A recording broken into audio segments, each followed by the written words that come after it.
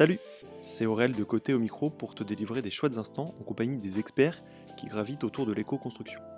Artisanes, artisans, chercheuses, chercheurs, architectes, ingénieurs, bref, du beau monde et surtout des passionnés. Tu rénoves un logement et tu as envie de limiter ton impact sur l'environnement? T'es au bon endroit. Que tu sois déjà expert en la matière ou que tu ne connaisses rien du tout à tout ça, il n'y a aucun souci, tu trouveras ta place sur ce podcast. Aujourd'hui dans Côté, on parle d'un super-héros du règne végétal, une plante qu'on nomme l'acier vert grâce à ses caractéristiques mécaniques remarquables. À la fois souple et rigide, cette herbe se déploie à une vitesse phénoménale grâce à son réseau souterrain de rhizomes. Elle peut gagner de l'ordre d'1 mètre par jour dans les tropiques et elle peut atteindre sa taille définitive en seulement quelques mois. On l'utilise entre autres en vannerie, en menuiserie, dans l'alimentation, comme biomasse, comme vecteur de décarbonation et plus rarement en France, dans le bâtiment. Vous l'aurez compris, on parle bien du bambou, ou plutôt des bambous, puisqu'on en répertorie à ce jour environ 1700 espèces différentes dans le monde. Alors, entre idéal et réalité, entre plantes envahissantes et herbes d'avenir, que penser du bambou en France? Est-il le bois du pauvre, ou est-il le véritable acier vert? A-t-il sa place dans le bâtiment, ou doit-on en laisser l'usage à d'autres corps de métier? Pour démêler le vrai du faux, on va voir des professionnels du bambou, des artisans bamboutiers, qui nous racontent leur vision de la matière et de la filière. Bertrand Chéreau a lancé son entreprise Bambou Création en Ariège. Il est ingénieur en génie civil de formation et il s'est reconverti en tant qu'artisan bamboutier. Je te souhaite une excellente écoute et je te retrouve après l'interview. Salut Bertrand. Salut. Comment vas-tu? Très bien.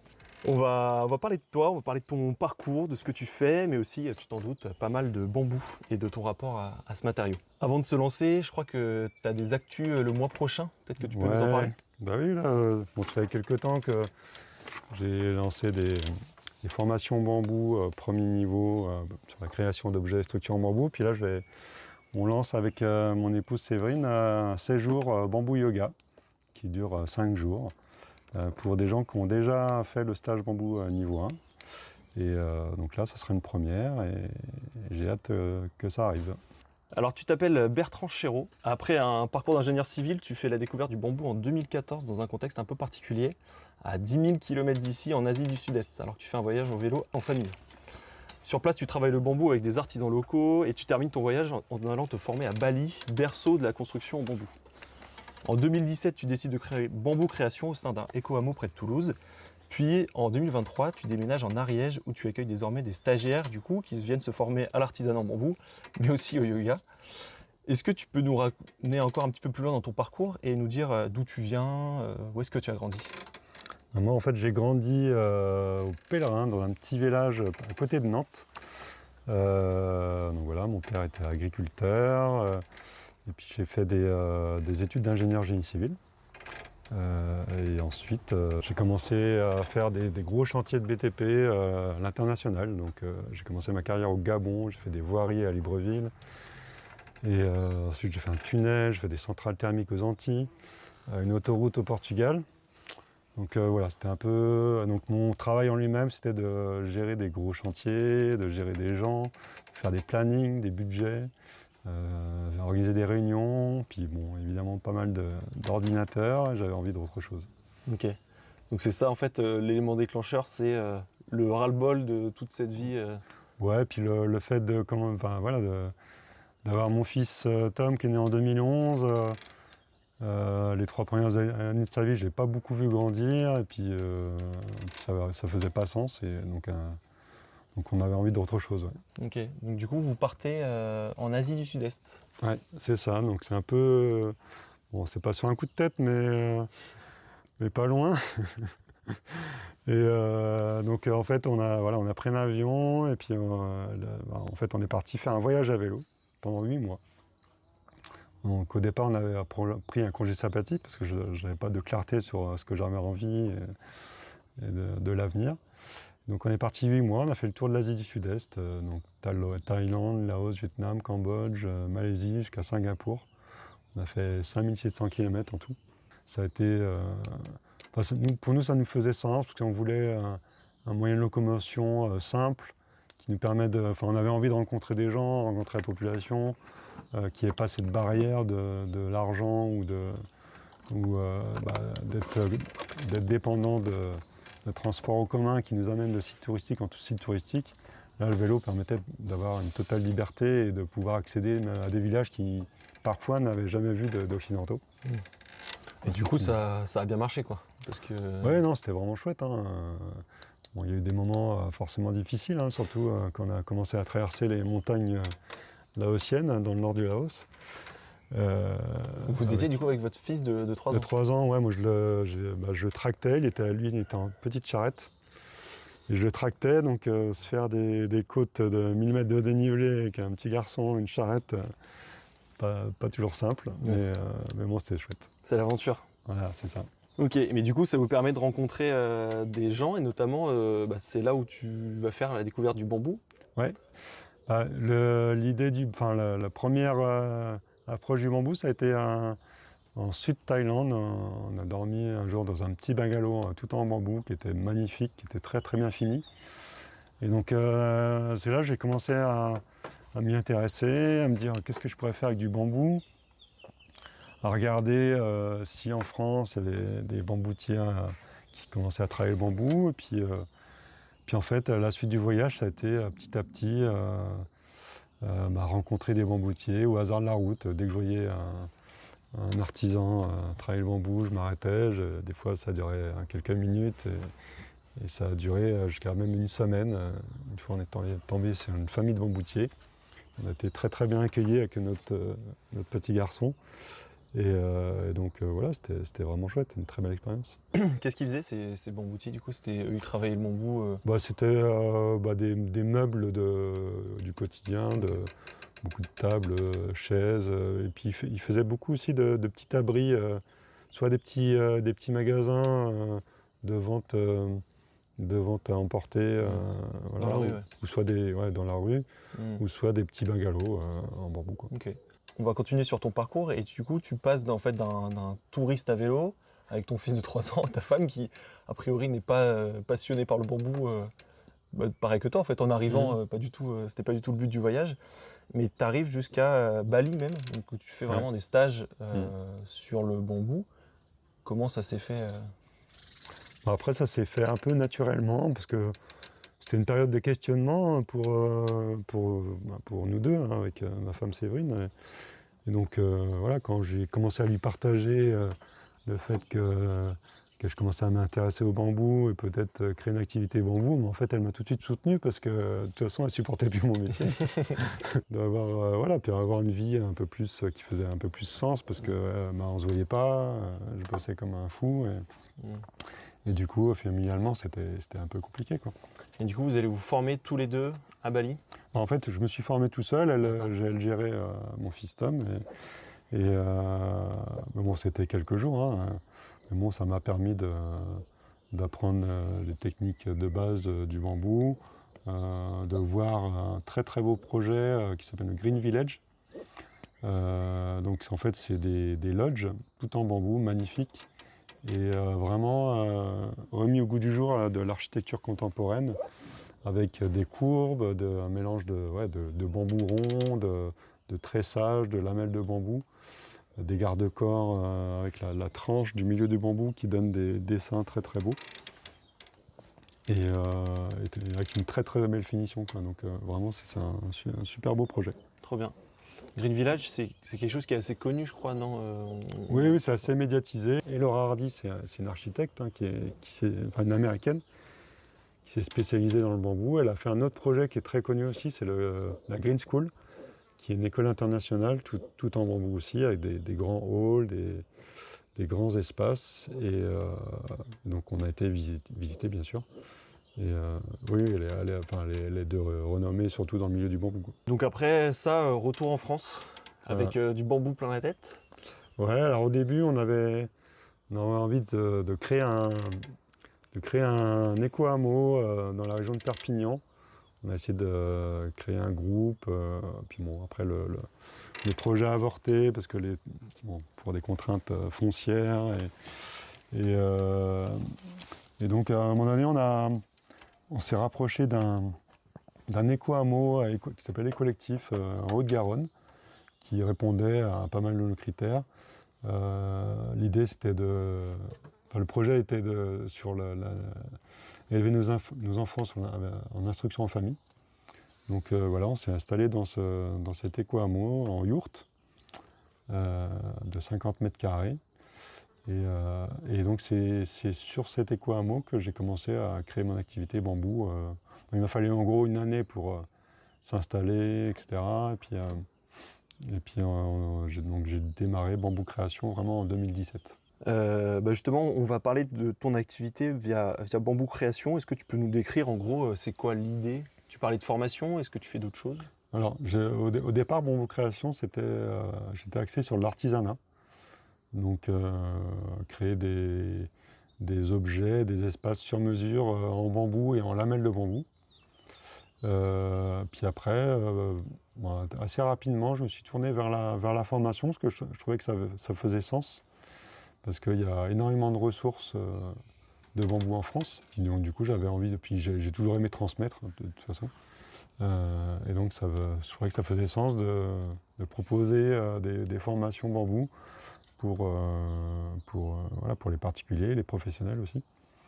Et donc aujourd'hui, Bambou Création, c'est 3 volets, c'est l'artisanat, c'est les formations, donc soit à mon atelier, soit à l'extérieur, des fois pour des clients publics ou privés. Et j'ai un volet aussi vente de bambou. L'artisanat dont tu parles, c'est quoi comme type d'artisanat? Qu'est-ce que tu crées? Qu'est-ce que tu aimes faire? Est-ce que ça change? Ça peut aller du fauteuil, des yourtes tout en bambou, des serres en bambou, des pergolas en bambou. Ça peut être des petits objets, des aménagements intérieurs, de la scénographie. Ça peut être vraiment très très diversifié. Et tes stagiaires, du coup, c'est qui sont les gens qui viennent se former au bambou? Est-ce que c'est des gens qui ont un projet professionnel derrière, qui font une réno, une construction, qui ont envie de mettre du bambou? Est-ce que c'est des gens qui ont envie de faire leur serre en bambou? Alors, en fait, j'ai un peu de tout. Ça va des gens qui ont des bambous dans leur jardin, qui veulent en faire quelque chose. Et pour eux, ça fait sens de faire une formation pour pouvoir utiliser leurs ressources pour faire quelque chose. Il y a des gens qui sont des fois juste curieux, des gens qui ont reçu un cadeau pour venir, ils font la formation. Et puis il y a aussi évidemment des gens qui veulent changer de vie, en fait, qui est un peu comme moi quand j'ai changé de vie, qui veulent changer de vie parce qu'ils sont dans un bureau coincé dans une grande entreprise et ils ont juste envie de respirer et de voir un peu plus de la nature. Et donc, ils s'interrogent sur créer une activité bambou, et puis de changer de vie, de déménager, etc. quoi. C'est quoi Qu'est-ce que tu préfères dans ton métier? C'est le côté plus artisanat, où tu vas créer des choses, tu vas dessiner sur plan, tu vas vraiment essayer de concevoir peut-être parfois des objets, ou est-ce que c'est la formation justement? Moi, j'aime bien les deux, j'adore la diversité. Si je faisais que de la formation, je crois que je m'ennuierais un peu. Si je faisais que de l'artisanat, ça serait pareil. Et puis je trouve que c'est très complémentaire les deux activités. Le fait de faire des projets, j'apprends toujours. Hein. Sur chaque projet, on apprend des nouvelles choses. Parce qu'il y a des contraintes techniques, il y a des astuces à avoir, etc. Donc on apprend toujours. Et puis la formation, c'est toujours très riche. On apprend aussi par les autres aussi. Hein. Des fois, des stagiaires, ils me montrent des choses. Donc moi j'aime bien, puis voilà, j'aime bien la diversité dans mon quotidien, j'ai pas le temps de m'ennuyer, et c'est chouette. Et le bambou, du coup, en termes de ressources, toi, où est-ce que tu t'approvisionnes? Quel type de bambou? Peut-être tu peux nous parler un peu des différentes espèces, parce que c'est vrai qu'il y a beaucoup d'espèces différentes. Oui, il y a, pour être précis, 1642 espèces. Il y en a dans toute la France, mais il y en a principalement quand même dans le sud-ouest. Moi, l'espèce qui est principalement plantée en Ariège, c'est du Philostachys viridigloscescens. C'est une espèce qui peut aller jusqu'à 8 cm de diamètre, en tout cas ici. Et donc moi, c'est ma principale ressource pour mon activité bambou et mes formations. Qu'on se représente 8 cm de diamètre pour un bambou, c'est gros, pas gros? On peut l'utiliser pour quoi, justement, pourquoi pas de la construction ou pas? Ouais, alors la construction, ce qu'il faut savoir sur le bambou français, c'est qu'il fend au soleil.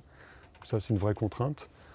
Donc le bambou, il peut servir pour de l'artisanat, pour faire des pergolas ou des structures légères. Après, le bambou français, il est vraiment adapté pour faire de la lamelle, donc à refendre le bambou avec un fendeur. Donc il y a différents types de frondeurs avec différents nombres de couteaux. Et ça permet de faire de la lamelle. Alors, si on fait de la fine lamelle, on peut faire la décoration d'intérieur, l'aménagement. Si on fait de la lamelle un peu plus large, de 3-4 cm de large, on peut faire de la structure, genre des yourtes ou des structures porteuses. Hein. Plus on fait du tressage, plus on arrive à avoir de la portance. Et ça peut créer des espaces assez périns. Et aussi pour peut-être, il y a des gens qui ont du bambou chez eux, mais il y en a beaucoup aussi en décoration de bambou, dans les jardins, etc. Un bambou, à partir de combien d'épaisseur on va pouvoir l'utiliser? Est-ce que du bambou très fin, par exemple, ça peut servir sur des projets d'artisanat, de quoi que ce soit Oui, alors les petits bambous, moi j'utilise très très peu. Ça peut servir pour faire pour faire des treillis, pour faire des porte-manteaux, pour faire des objets du quotidien pour la maison. Hein, en fait, tout est utile hein, dans un bambou, hein, même la feuille, on peut en faire des tisanes. Il y a des confrères qui font de la bière avec des feuilles de bambou.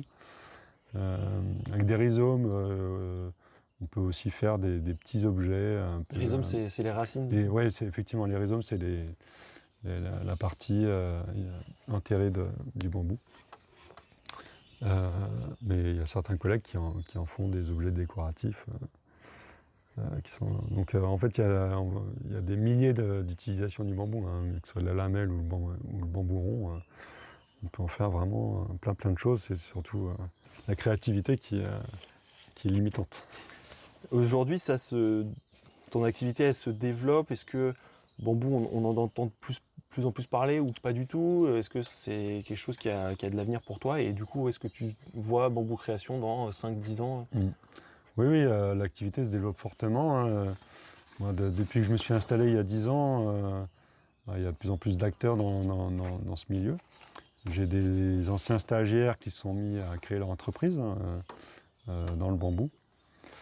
Et effectivement, pour moi, à l'avenir, j'ai envie de continuer dans la formation, j'ai envie d'élargir mon champ vers l'étranger. Et pourquoi pas en Afrique.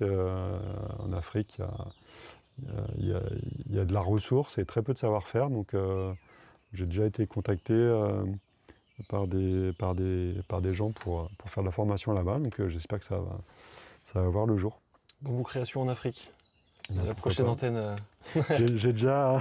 Ça, dans quel pays il y a de la ressource à peu près? Tout l'Équateur, le Cameroun, Côté Gabon. humide, Oui. chaud humide quoi. Ouais, dans le désert, il n'y en a pas. Ouais. Mais c'est intéressant parce que du coup sur ton activité, donc tu as et de la formation et de l'artisanat, mais l'artisanat du coup, si je comprends bien, il va très porter sur l'aménagement, sur de la menuiserie aussi un peu. Le côté, est-ce que tu n'as pas ton côté génie civil d'ingénieur qui a envie de te remettre à la construction quelque part et du coup, est-ce que le bambou en construction ou en réno, je pense à des cloisons, notamment intérieures, des treillis bambou, etc., ou même du coup en bambou plus structure, qu'est-ce que tu en penses? Est-ce que c'est une fausse bonne idée? Est-ce que ça dépend de la ressource? Est-ce qu'il n'y a pas les savoir-faire? Quel est ton regard sur le bambou et le bâtiment? Moi, je pense que le bambou français, il est même plus adapté pour l'intérieur de la maison qu'à l'extérieur. En tout cas, il est beaucoup plus périn dans une maison, dans un espace chauffé. Tu disais qu'il fendait beaucoup? Ouais, donc le bambou français, il fend au soleil. Donc ça, c'est une vraie contrainte. Donc le mieux, c'est s'il reste à l'ombre dans la maison, dans un espace chauffé, là, il peut être vraiment très très périn, quoi.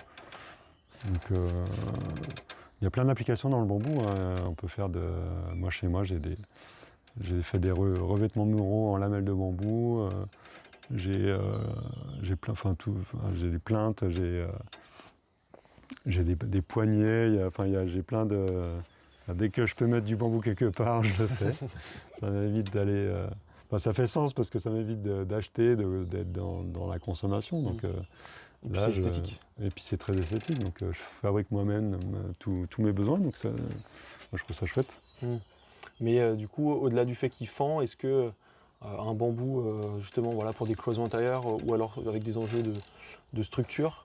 Toi, tu y crois ou est-ce que pas vraiment? Et quand tu parles aussi de bambou français, on est d'accord, on parle de bambou. Le bambou, il n'y en a pas, enfin, il n'y a pas d'espèce qui vient de France, c'est du bambou importé, enfin en tout cas qui pousse en France, on est d'accord? Ouais, Ok. c'est ça. Ouais. Oui, les premiers bambous ont été importés en 1850 par la bambouserie d'Andus dans le Gard, qui est la plus grande bambouserie d'Europe. Et, euh, et donc, ouais, effectivement, c'est des espèces qui viennent de milieux tropicaux. Et ouais, enfin, les 1642 espèces qui existent, toutes ne poussent pas en France, il y en a à peu près la moitié qui poussent en France. Et elles sont de toute taille, de toute forme, de toute couleur. Et donc chaque espèce en fait a ses applications, quoi. Et donc en Asie du Sud-Est, toi, tu as vu beaucoup d'utilisations différentes, j'imagine, que ce que tu vois en France. Oui, bien sûr. Ça va de la petite cuillère jusqu'à une maison. Donc, il y a des gens qui ont vraiment tout en bambou dans la maison, quoi, de l'assiette, tout, la fourchette, enfin, les chaises, etc. Donc, on peut vraiment tout faire avec. La maison en bambou, toi, du coup, en France, c'est quelque chose qui a un avenir ou tu crois plus à l'avenir du bambou sur le côté artisanal, disons, plus de l'aménagement, de la décoration, de la menuiserie La maison en bambou en France, j'y crois en chantier participatif. Parce que ce qu'il faut savoir, c'est que le bambou, en fait, il est quand même très spécifique, il n'est pas régulier. Pour le automatiser, c'est pas toujours facile, sauf en lamelles. Donc faire une maison en bambou, faut quand même avoir des cloisons étanches, etc. Donc il faut le combiner avec du terre-paille.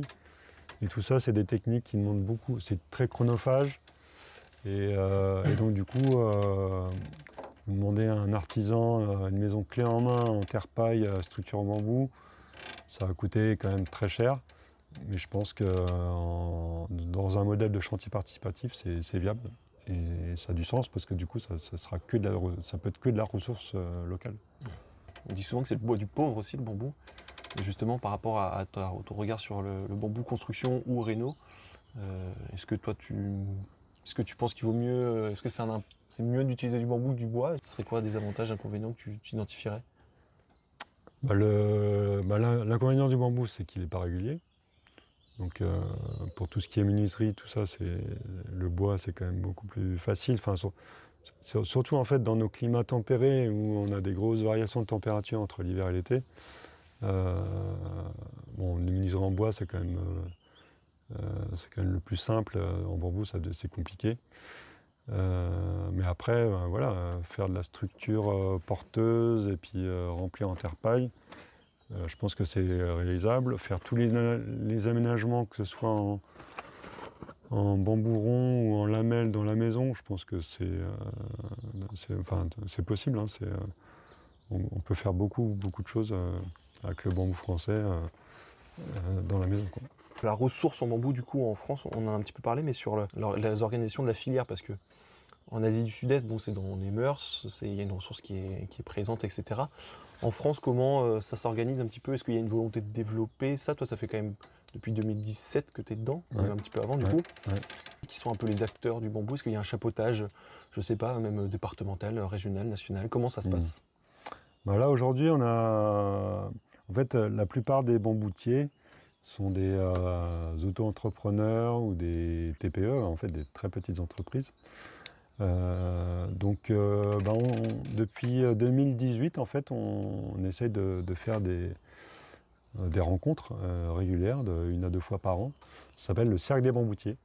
Donc c'est un réseau professionnel sur le bambou. Et on est tous dans une logique de partage de nos connaissances, de nos tests, de notre savoir-faire.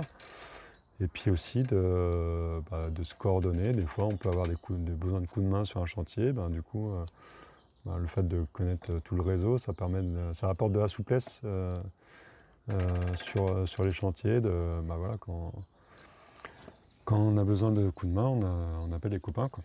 On va finir peut-être par parler un peu plus de la plante, du bambou. Toi, quand tu t'es lancé dans cette activité, bambou création, tu passes d'un cursus d'ingénieur, génie civil, à auto-entrepreneur dans le bambou. C'est quoi la réaction de tes proches? Bah, au début, ils étaient un peu sceptiques, ils ne comprenaient pas trop ce que je faisais.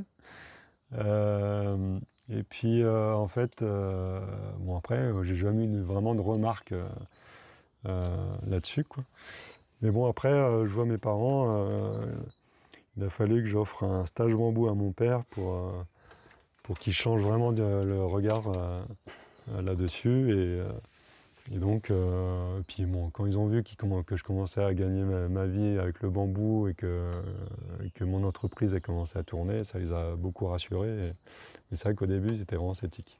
Parce que ça a du coup en même temps une image un peu, on va dire, il y a l'esthétisme autour du bambou, il y a un côté un peu matériau exotique. Je pense que c'est un matériau qui a de plus en plus une belle image, mais en même temps, il y a quand même ce truc-là de faire des choses en bambou. Ouais, est-ce que ça tient? C'est atypique, faut être un peu fou pour se lancer là-dedans, cette aventure. Parce que c'est vrai qu'en France, il n'y a pas de normes qui existent sur le bambou. Il y a cette image effectivement de la plante invasive, la maison du pauvre. Il y a tout ça. Mais en fait, depuis une vingtaine d'années, en fait, il y a par exemple des traitements contre les insectes. Le problème des insectes, c'est surtout... on a un peu de problème d'insectes en France, mais ce n'est pas le problème principal. Les insectes, il y en a surtout sous les tropiques.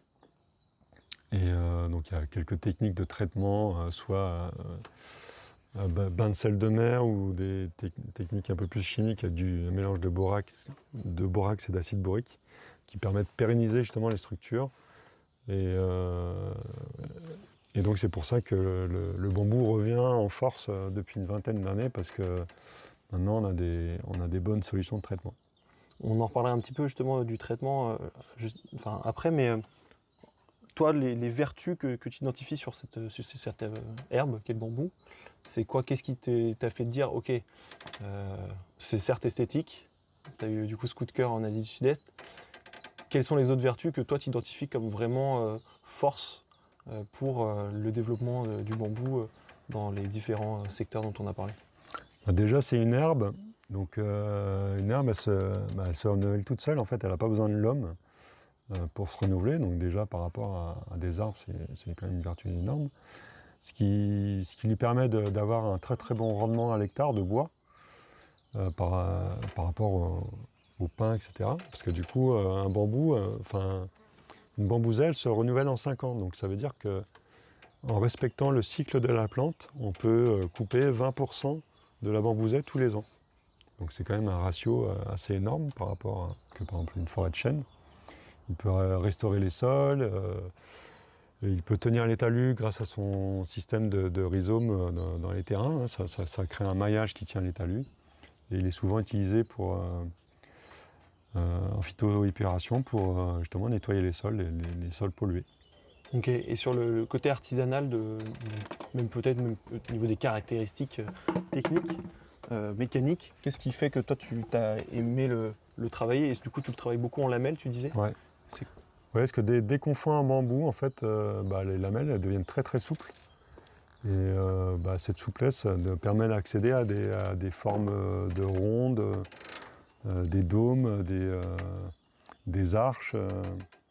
Et donc ça permet de décliner vraiment toutes les applications du bambou dans plein d'applications différentes, quoi. Ok, donc c'est vraiment, donc toi en tout cas c'est ton matériau, plein de vertus, mais il y a forcément aussi des défauts, et tu dois justement mieux les connaître que quiconque. Ouais, donc le plus gros défaut en France, c'est les champignons, surtout quand on le met en lamelle. Les champignons, ça fait une sorte une couverture noire surtout à l'intérieur des bambous. Donc là, il existe des produits fongiques spécial bambou brut qui ne permet pas à l'installation des champignons de se mettre sur les lamelles. Ensuite, comme je disais tout à l'heure, le bambou fond en soleil, donc ça c'est une vraie contrainte. Pour une utilisation dans la maison, s'il reste à l'ombre, là il n'y a pas de problème. Et effectivement, à l'extérieur, on peut préfendre le bambou et le contraindre avec des cerclages métalliques pour pas qu'il bouge. Et après, donc, on peut aussi donc, appliquer ce vernis spécial bambou brut pour le pérenniser dans le temps. Et après, donc, il y a quand même des problèmes d'insectes. Donc pour les insectes, surtout quand on fait de la structure, si on veut faire une maison avec des structures bambou, là, il faut vraiment les traiter avec bain au borax acide bourrique ou bain de sel de mer. Ok. Mais donc finalement, on est obligé de traiter le bambou quand il est en extérieur, quand il va être structurel ou pas. Mais un peu comme le bois, finalement, c'est juste des traitements différents ou vraiment on a des produits à peu près similaires. Non, c'est vraiment les produits, c'est vraiment spécifique au bambou. Hein. C'est pas les mêmes contraintes que le bois. Ça marche. Et du coup, la contrainte du bambou qui fend, où là, tu es obligé de le préfendre et de cercler métalliquement si tu veux pas qu'il s'écarte, mais a priori. Ou alors, il faut se tourner vers des bambous exotiques. Ça, c'est une autre option. Moi, j'ai entendu parler de la vrillette. Oui. C'est quoi? Ça, c'est un petit insecte qui mange l'intérieur du bambou. C'est le principal ennemi en France. Donc, sur les tropiques, c'est plutôt les termites. Ici, c'est la vrillette. Donc, mais par contre, la vrillette ne résiste pas au bain de sel de mer ou au bain de borax acide bourrique. Et par contre, du bambou qui serait amené à rester en intérieur, tu te fais une chaise en bambou, tu te fais un aménagement autour de tes fenêtres, quoi que ce soit. Ça, a priori, ça tient dans le temps et en termes de durabilité, il n'y a pas de... Ouais, après, ça peut peut-être arriver, mais moi, j'ai jamais eu de problème de vrillette dans ces cas-là. Et même au-delà des nuisibles, juste en termes de durabilité, le bambou tient en intérieur. Ah oui, là, je suis pas sûr qu'il y ait une limite, mais sûrement, mais en tout cas, ça a plusieurs dizaines d'années, quoi. Ok, ça marche. Bon Bertrand, merci de t'être livré. C'était précieux d'avoir ton retour d'expérience sur ton activité et sur le bambou. On arrive à la fin du podcast. Est-ce qu'il y a un message pour les gens qui nous écoutent que tu voudrais faire passer? Des initiatives qui mériteraient qu'on en parle? Peut-être des bouquins aussi qui t'ont inspiré dans ton apprentissage du bambou? S'il y en a un à faire passer, je dirais planter. Planter du bambou, planter des arbres tout court, hein, mais déjà planter... Je pense que ça serait je pense qu'on a plus de potentiel à régler les changements climatiques en plantant des bambous et des arbres qu'en achetant des voitures électriques. Donc voilà, si j'ai un message à faire passer, planter du bambou. J'espère que ça t'a plu, que ça t'a inspiré, que t'as appris plein de choses. Si t'as aimé l'épisode, tu vas adorer le reste. Côté, c'est aussi plein de vidéos sur Insta, YouTube, LinkedIn. Donc si tu veux t'en mettre plein les mirettes, on se donne rendez-vous sur les réseaux. Et s'il y a des sujets, des techniques, des matériaux que tu voudrais que j'aborde, n'hésite pas à me le faire savoir sur le réseau social de ton choix. On se retrouve tantôt pour un nouvel épisode. D'ici là, prends soin de toi et bon chantier.